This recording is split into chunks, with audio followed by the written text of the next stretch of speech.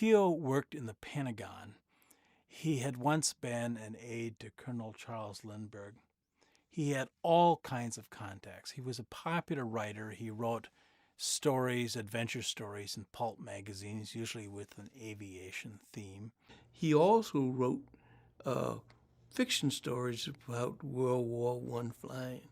And I read those things every time they came out. 10 cents a copy of the pulp magazines, beautiful things. So when True magazine, which was a very popular men's magazine back years and years ago, decided that it wanted to look into the question of what flying saucers were, it thought, well, Don Kehoe is a good guy. He's got all these Pentagon contacts. He knows about aviation, knows a lot of pilots, and many pilots are reporting UFOs. So he spent about 8 months investigating the story for True magazine, and the article that he published in the January 1950 issue of True was titled, "The Flying Saucers Are Real." And Donald Kehoe became probably the most important person in the history of UFOs.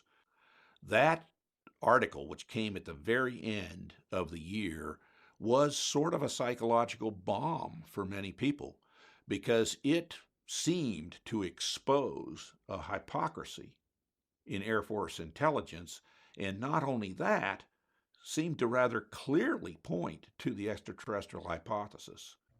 When he was making a discussion with me, and he was essentially telling me that I was not doing the right thing to the job.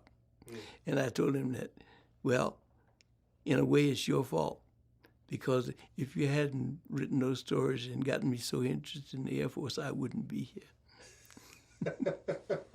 Did they make you want to be a pilot or something? Yes, it did.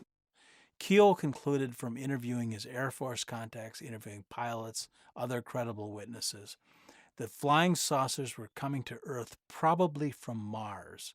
That sounds rather ridiculous today, but in those days, even many reputable scientists thought it was at least possible that Mars harbored an intelligent civilization. This was before the space probes and other advances told us that this was not possible. But at the time, it was considered a reasonable speculation that Mars was inhabited. Kehoe thought they were peaceful. They were coming here with good intentions, but they were afraid of us because we had sent our interceptor aircraft after them. And so they were shy about establishing contact. But they were watching us, and they'd started watching us intensely because they began monitoring our atomic bombs.